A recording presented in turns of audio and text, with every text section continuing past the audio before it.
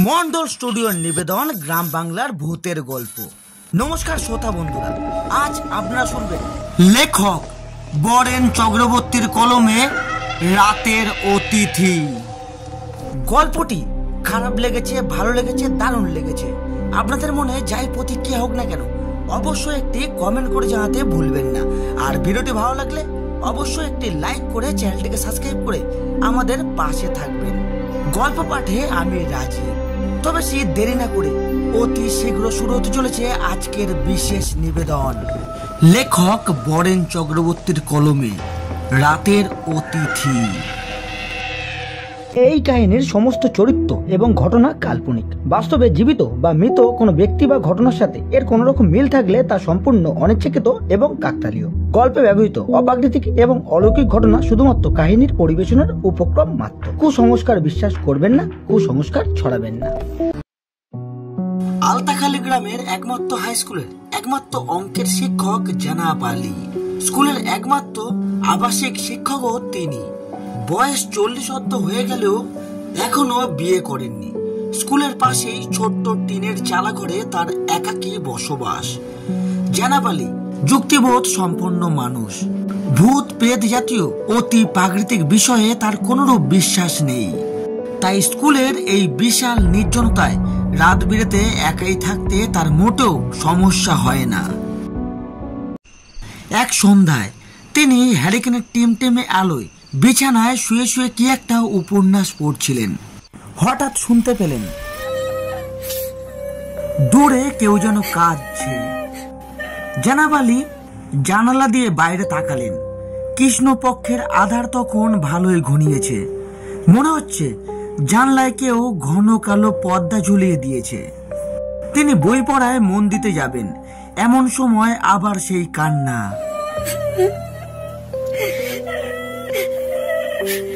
জানাব আলী উঠে বসলেন।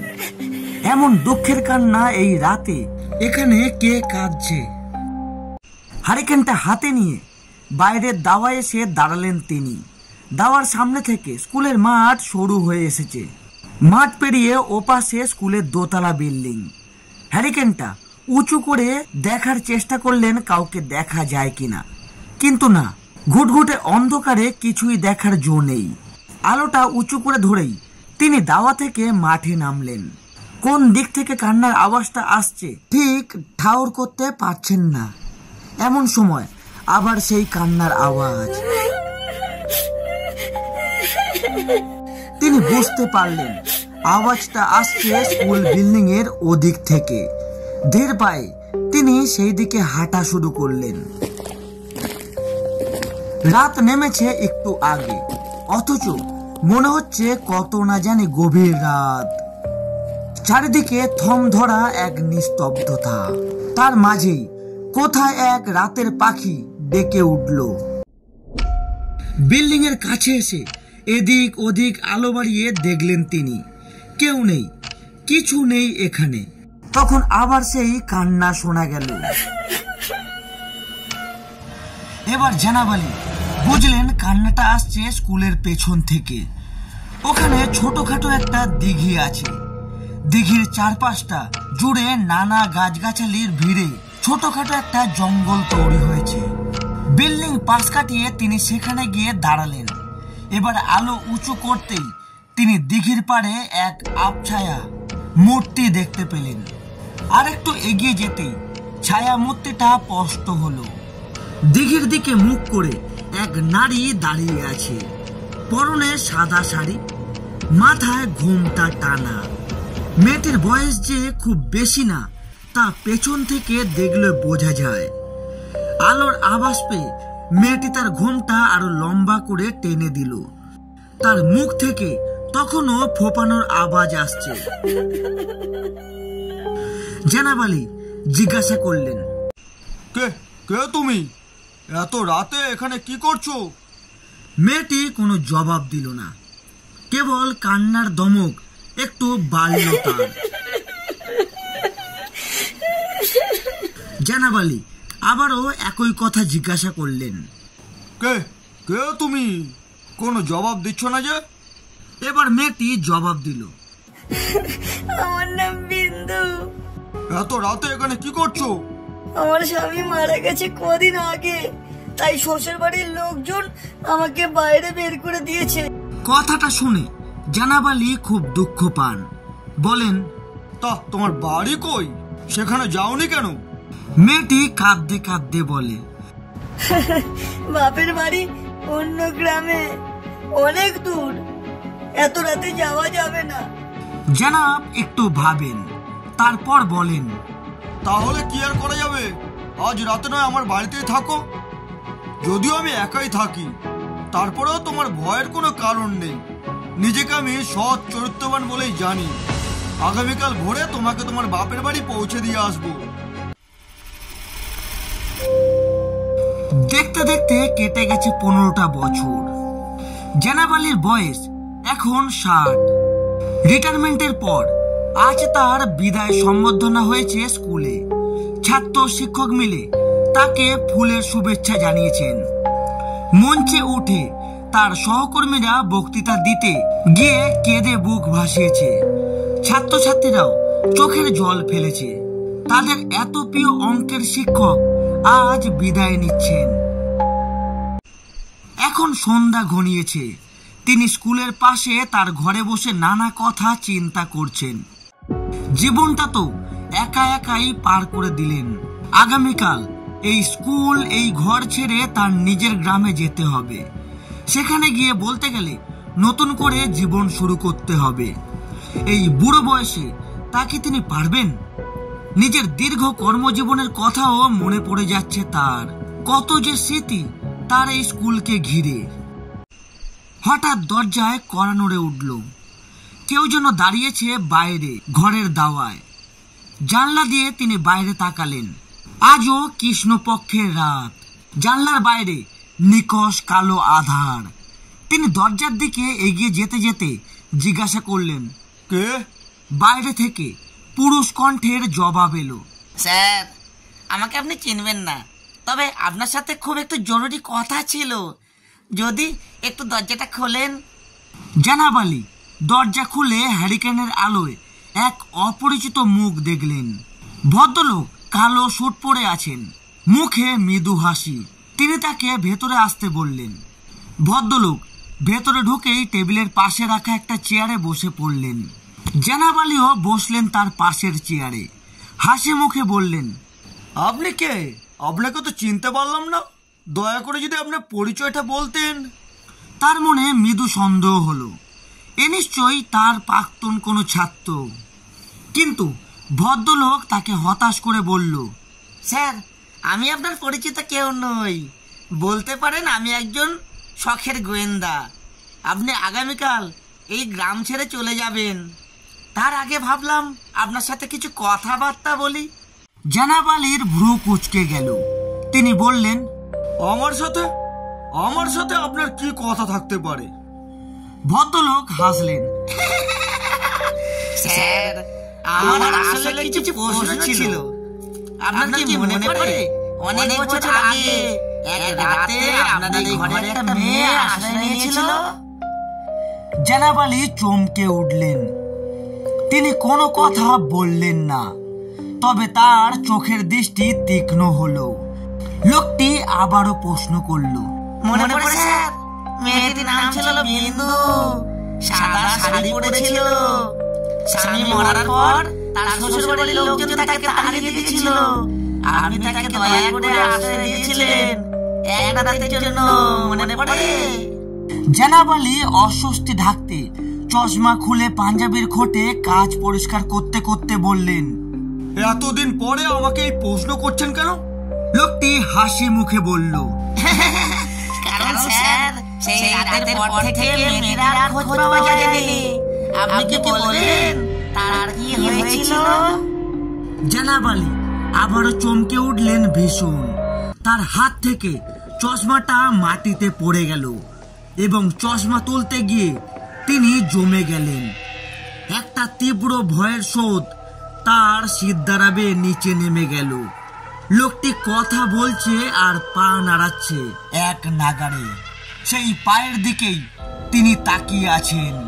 হ্যারিকেনের আবছা আলোয় তিনি দেখতে পাচ্ছেন স্যুট পরা থাকলেও লোকটির পায়ে কোনো জুতো নেই এবং সেই পা উল্টো দিকে ঘোরানো, যেন কেউ মুচড়ে পা দুটো উল্টো দিকে ঘুরিয়ে দিয়েছে। জনাব আলী ভয়কে কিছুটা জয় করে উঠে বসলেন। তিনি চোখের ভুল দেখেছেন বলে নিজেকে প্রাবোধ দিলেন, কিন্তু তারপর যে ঘটনা ঘটল তার জন্য তিনি মোটেও প্রস্তুত ছিল না। হঠাৎ লোকটি হেলমেট খোলার মতো নিজের মাথাটা আলতো টানে খুলে নিয়ে টেবিলের ওপর রেখে দিল, যেন এটা খুব স্বাভাবিক একটা ব্যাপার। মাথাহীন শরীরটা টেবিলে হাতের আঙুল দিয়ে বাজনা বাজালো। মাথাটার মুখে হাসি ঝুলে আছে তখনও। হাসি মুখে টেবিল থেকেই সে বলল, স্যার কিছু মনে করবেন না, আমার মাথার ওজনটা একটু বেশি, তাই মাঝে মাঝে খুলে রাখতে হয়। জনাব আলী ভয়ে পুরোপুরি জমে গেছেন। মুখ থেকে কোনো কথা বেরাচ্ছে না। এটা তিনি কি দেখছেন? ভূত পেতে তার মোটেই বিশ্বাস নেই, কিন্তু চোখের সামনে যা ঘটছে তা তিনি অবিশ্বাস করবেন কি করে? ধরহীন মুন্ডু আবার কথা বলল, স্যার এখন মনে করতে পারলেন না? ভালো করে ভেবে দেখুন, মেয়েকে ঘরে নিয়ে আসলেন, অল্প বয়সী মেয়ে, সে আপনার রান্নার দেখে এলো, আপনাকে বসে থাকতে বলে নিজের রান্নাঘরে গেল রান্না করতে। আপনি বসে বসে জানলা দিয়ে দেখছিলেন। মেয়েটি তরকারি ছিল, আর তখনই তার ঘোমটা খসে পড়ে যায়। হারিনের আর জ্বলন্ত চুলোর আগুনে আপনি দেখলেন এক অপূর্ব সুন্দর মুখ। মনে পড়েছে? জনাব আলী জবাব দেবেন কি? তিনি তখন কেমন একটা ঘোরের ভেতর চলে গেছেন। মুন্ডুটা বলে চলল, মেয়েটির আসল করেছিল ঝুঁকে তরকারি গিয়ে আপনি তখন মেয়েটির দৃষ্টি সরাতে পারছিলেন না।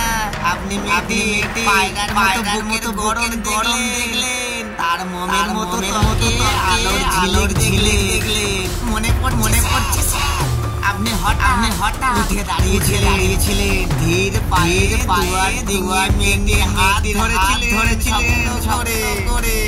দুর্বল মেয়েটি বাধা দিতে চেয়েছিল, কিন্তু পারেনি। আপনার দীর্ঘদিনের দেহে তখন পৌরুষের বাণ দেখেছে। আপনি মেয়েটিকে ঘরে এনে সে ঝড় বইয়ে দিলেন। আপনার ভয় সব ডুবে গেল। আপনি মেয়েটিকে বলাৎকার করলেন। আশ্চর্য স্যার, এত বড় ঘটনা কিছুতেই কি আপনার মনে পড়ছে না? যখন আপনার হুঁশ হলো তখন মেয়েটি নগ্ন বিছানায় কাছে যন্ত্রণায়, আপনি তখনও তার উপর উপবিষ্ট। আপনার মনে হলো এই ঘটনা জানাজানি হলে গ্রামে ছিচিৎকার করে যাবে, আপনার আদর্শ শিক্ষক জীবনে ইতি ঘটবে, পুলিশি ঝামেলা হবে। এই সব ঝামেলা লাগাতে আপনি তাই খুব ঠান্ডা মাথায় তবে দ্রুত ভেবে চিনতে একটি কাজ করলেন। মেয়েটিকে মুখে বালিশ চেপে ধরলেন। স্যার কিছু কি মনে পড়েছে? আপনি স্কুলের মাঠে গিয়ে ইট সংগ্রহ করে আনলেন, মৃত মেয়েকে বস্তায় ফেললেন, ইটগুলোকে একই ব্যাগে ভরলেন, তারপর সব নিয়ে দিঘির পাড়ে গেলেন। সেই রাতের নির্জনতায় আপনি মেয়েটিকে দিঘির তলায় আশ্রয় দিলেন। কেউ তাকে খুঁজে পেল না। অবশ্য কেউ খুঁজলো না। শ্বশুর বাড়ির লোকজন তো তাড়িয়ে দিয়ে খালাস, আর বাপের বাড়ির লোকজন মেয়েটির নিরুদ্দেশের খবর শুনে ভেবেছে বিদায় হয়েছে। এরপর মুন্ডুটি একটু চুপ করে, তবে তার হাসি তখনও ঝুলে আছে ঠোঁটে। ধরটি তখনও আঙুল দিয়ে টেবিলে বাজনা বাজাচ্ছে। মুন্ডু আবার কথা বলে, কি হলো স্যার? এখনো কি আপনার কোনো কথা মনে পড়লো না? জানাব আলীর তখন উত্তর দেওয়ার জো ছিল না। তিনি ঘোর লাগা পলকহীন চোখে তাকিয়ে আছেন। তার মুখ দিয়ে লালা ঝরা শুরু হয়েছে, দৃষ্টি ঝাপসা, কানে কেমন শো শো আওয়াজ। হঠাৎ তিনি দেখতে পেলেন ঘরের দরজা আস্তে আস্তে খুলে যাচ্ছে। অন্ধকারেও সেখানে একটি উজ্জ্বল সাদা হাতের উপস্থিতি দেখতে পেলেন। একটা সপ সপ আওয়াজ হলো, ভেজা পায়ে কেউ যেন হাঁটছে এবং একটু পরেই মেয়েটি ঘরে ঢুকলো। এই সেই বিন্দু, পুরো শরীর থেকে জল ঝরছে, সাদা শাড়ির ভেজা আঁচল মাটিতে লুটাচ্ছে। তার পুরো শরীর জুড়ে আলোর দ্যুতি, তার দেহের ভাঁজ আরো মোহহীন হয়ে উঠেছে যেন। কামাতুর দৃষ্টি নিয়ে যেন জানাব আলীর দিকে এগিয়ে এলো ধীর পায়ে, রিনরিনে গলায় বলল, স্যার, আপনি কেমন আছেন? আপনার প্রেমে আমি দেওয়ানা হয়েছি স্যার। এরপর কাছে এসে জানাব আলীর একটা হাত ধরে সে, স্যার, আপনাকে ছাড়া আমার চলবে না স্যার। আপনি আমার সাথে চলুন। আপনাকে নিয়ে আমি ঘর করব। আপনাকে অনেক দেব। এরপরে খলখল করে হেসে উঠল মেয়েটা। জানাব আলী একটা গো গো আওয়াজ করতে করতে লুটিয়ে পড়ে ঘরের মেঝেতে। পরের দিন ভোরে স্কুলের লোকজন জানাব আলীকে বিদায় দিতে এসে দেখে তিনি ঘরের মেঝেতে মরে পড়ে আছেন। সবাই শুধু আফসোস করে, লোকটা খুব ভালো ছিল। সত্যি তো, লোকটা না খুব ভালো ছিল। এরা মাস্টারমশাই দুটো হবে না। কেবল একটা জিনিসই কেউ ভেবে পায় না, ঘরের মাটির মেঝেটা এখনো ভিজে আছে কেন।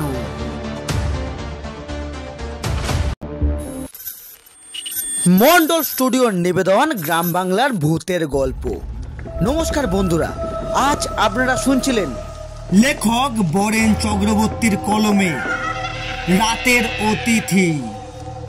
গল্পটি কেমন লাগলো অবশ্যই একটি কমেন্ট করে জানাতে ভুলবেন না। আর ভিডিওটি ভালো লাগলে অবশ্যই একটি লাইক করে চ্যানেলটিকে সাবস্ক্রাইব করে আমাদের পাশে থাকবেন। আজ এতটুকু, দেখা হচ্ছে আরো একটি হাড় হিম করা ভূতের গল্প নিয়ে। ততক্ষণ নিজে ভালো থাকুন আর সকলকে ভালো থাকতে সাহায্য করুন।